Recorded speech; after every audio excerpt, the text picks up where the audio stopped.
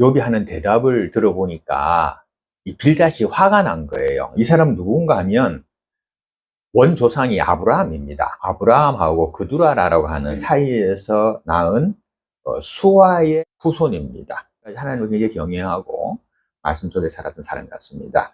이 사람이 욥의 말을 듣고는 이제 답변을 하는 겁니다. 막 죽고 싶다는 말도 하고 그랬잖아요, 그죠? 사는 게 더 괴롭다.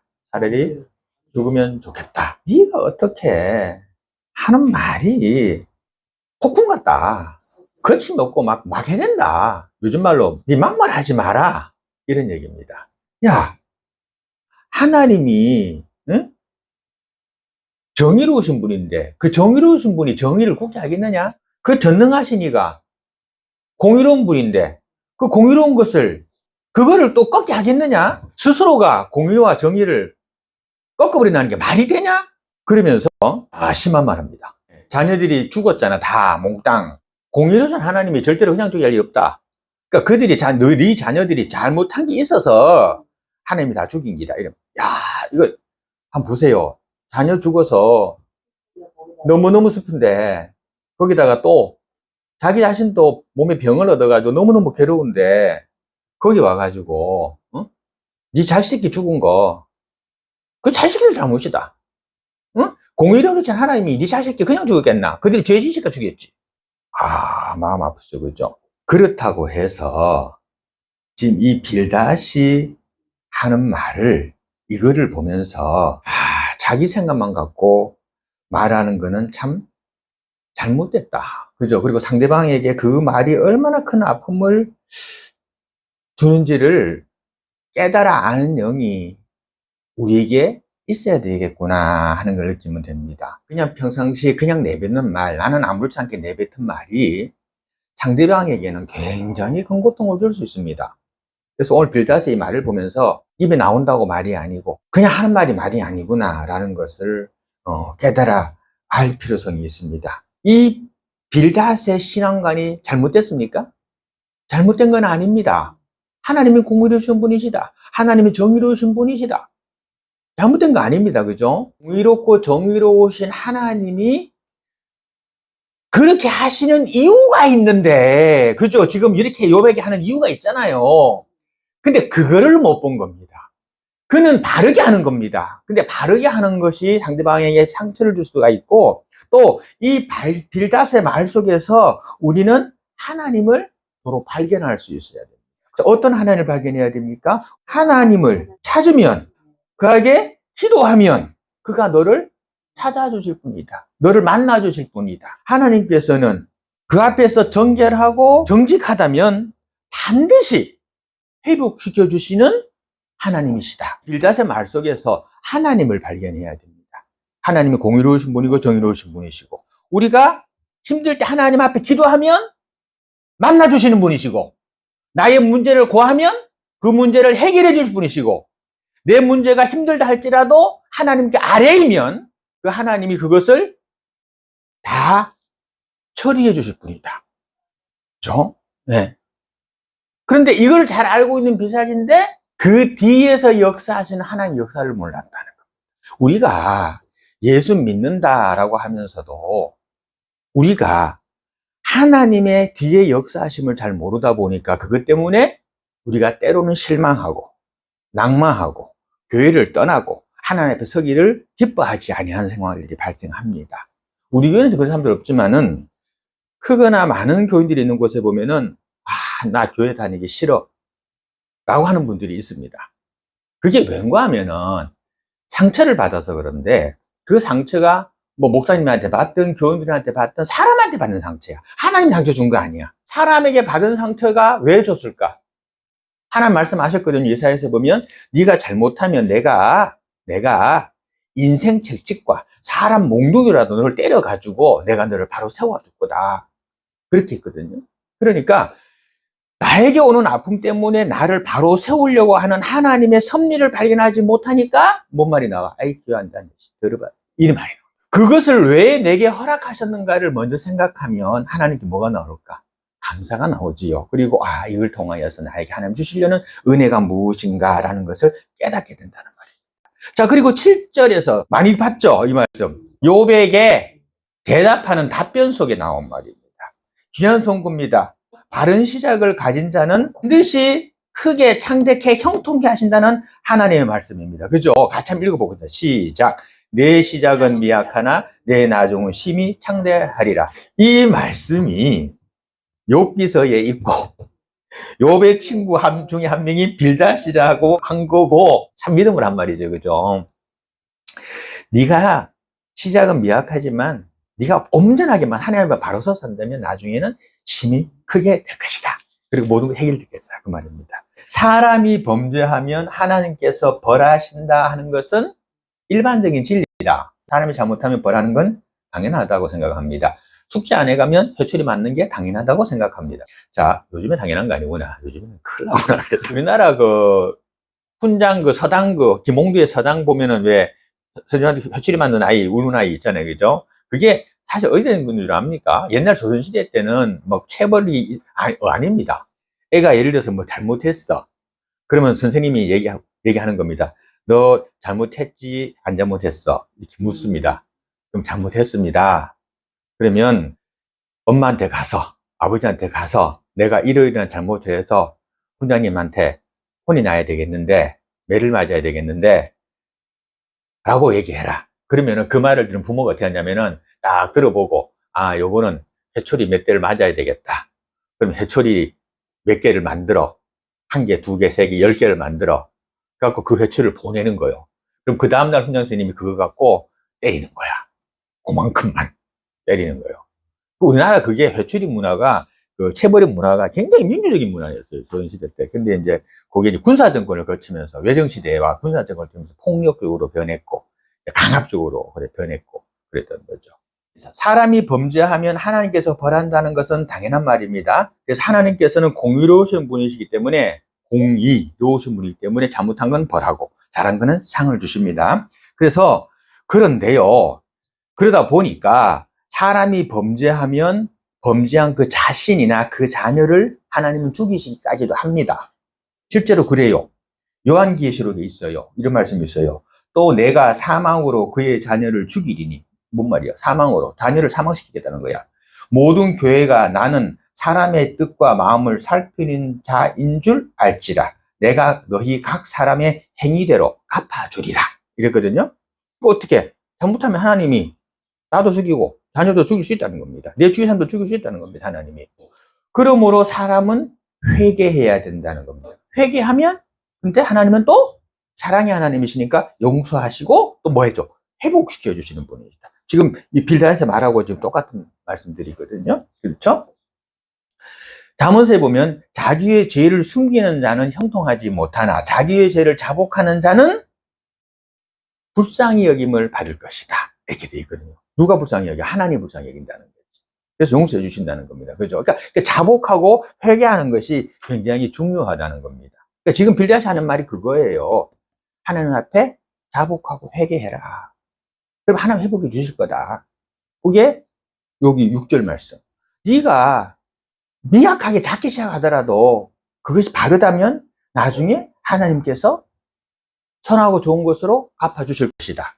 하나님은 사랑하는 자를 위해서 때로는 책망도 하시지만 또 징계도 하시지만 또 때로는 회개하면 용서도 하시고 회복도 시켜주신 분이시다라는 말씀입니다. 계시록 3장 무릇 내가 사랑하는 자를 책망하며 징계하노니 그러므로 너는 열심을 내라. 왜? 열심 내라고 책망한다는 겁니다. 그리고 더 상받게 하려고 책망한다는 겁니다. 선생님이 아이를 막 가르칠 때, 막 야단할 때, 그냥 더 공부 잘하라고, 좋은 대학 가라고 야단하는 거거든요. 그래서 내가 너를 책망하고 징계한다. 근데 너 더 열심히 하라고 하는 거니까 열심을 내라. 그리고 회개해라. 이렇게 계속해서 말씀을 하는 겁니다. 따라서 하나님이 우리에게 하는 모든 일은 우리의 믿음과 이 땅에서의 승리의 삶을 살기 위해서 우리에게 주시는 겁니다.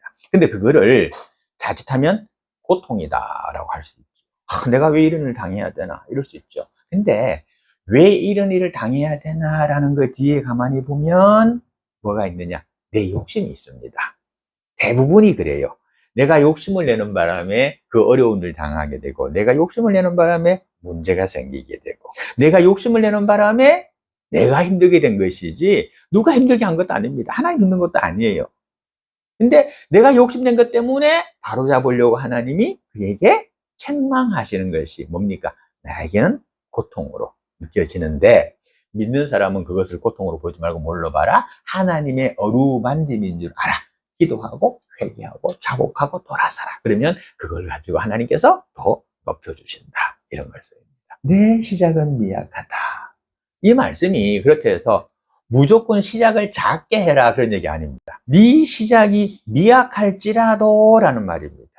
그렇더라도 네가 만일 하나님을 찾으면 전능하신 이에게 간구하고 또 청결하고 정직하면 이라는 조건이 있습니다. 그죠? 먼저 앞에 있는 말이 그거예요.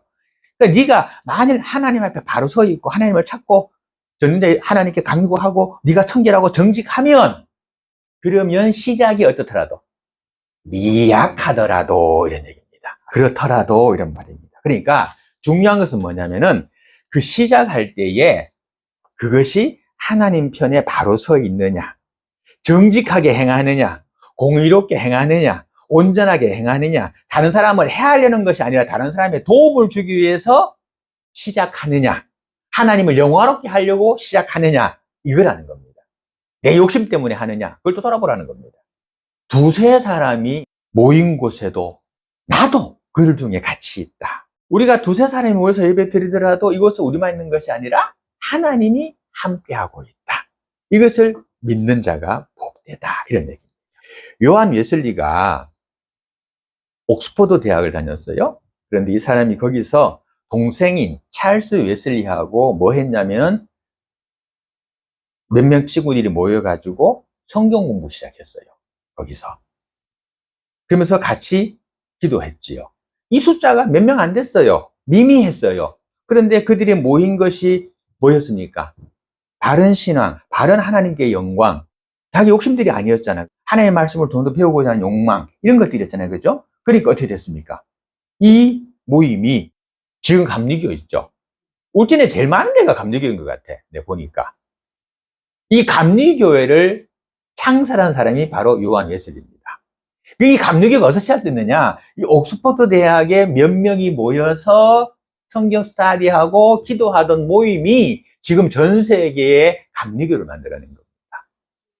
예, 어마어마하죠. 그러니까 그 몇 명 안 모였던 것이지만 그들이 하나님 앞에 온전히 바로 섰을 때에 하나님은 그걸 어떻게 했다? 오늘 말씀처럼 뭐 하게 했다? 심히 장대하게 했다. 지금 감리교가. 예. 그러니까 우리도 하나님 앞에 온전하게 바로 서서 있으면, 그리고 우리 한 명 한 명이 하나님 앞에 바로 서 있으면 우리 몸이 미약하더라도 나중에 어때? 심히 장대하게 될 것이다. 그게 하나님의 뜻입니다. 하나님의 방법이고요. 시작이 미약한데 어떻게 결과가 창대하게 되느냐? 장사를 하는데 조만한 그냥 풀빵 장사하면서 어떻게 뭐 크게 되느냐? 현대자동차 보세요. 조그만하게 시작했잖아요. 그런데 지금 현대그룹이 돼 있잖아. 정지영 회장이 울산에다가 현대조선소를 만들 때 재미난 일화가 있습니다. 돈 한 푼 없었거든. 그런데 차관 빌리러 갔단 말이에요. 그냥 울산 그 동구에다가 조선소 짓겠다. 그 사람들한테 어떻게 빌렸냐면은 우리나라 500원짜리 지폐, 거기 거북선 그려져 있잖아요. 옛날 지폐 보면. 그거 때문에 이랬대. 그거 보여줬대요. 그거 보여주면서 우리나라는 봐라, 옛날부터 이렇게 배 만드는 거는 세계 최고였다. 임진왜란 알지 않느냐? 외국인들이 다 박살났던 거 알지 않느냐? 그때 배가 누가 만든 거냐? 우리가 만든 거다. 대한민국, 우리 조선하면 만든 거다. 우리 배 만드는 데 최고다.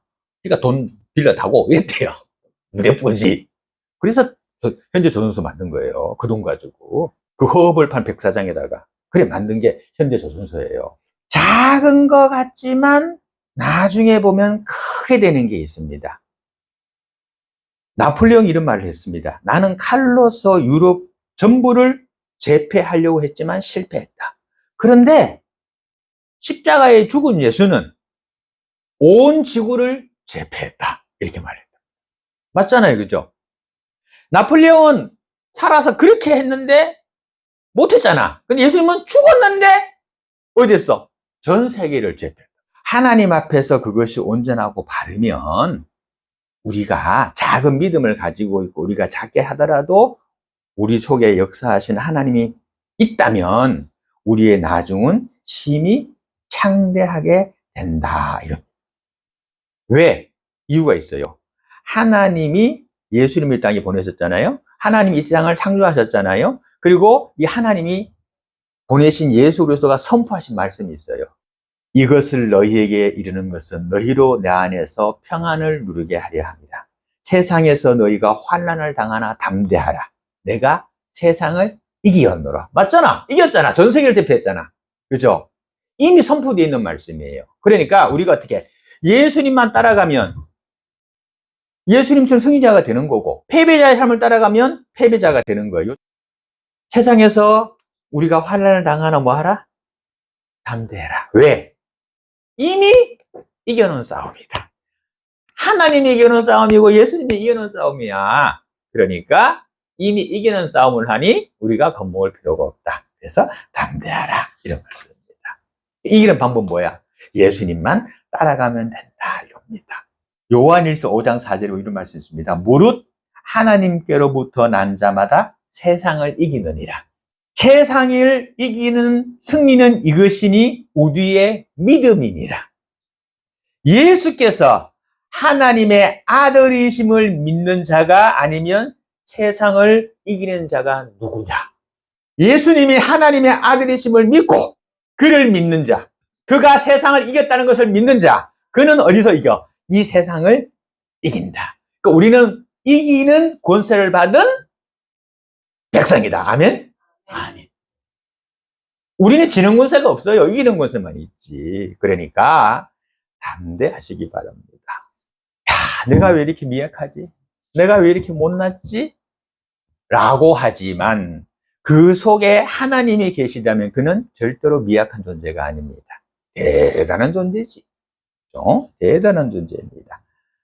하나님을 영화롭게 하기 위한 일이라면 그 시작이 아무리 미약하더라도 하나님은 반드시 창대하게 알려주시고 그것을 이루어주시는 분이 하나님이심을 믿고 매일매일 삶 속에서 작은 것에도 충성을 다하고 작은 것에도 열심을 다하고 작더라도 무시하지 말고 최선을 다하는 우리 주의 성도 되시기를 주님의 이름으로 축원드립니다.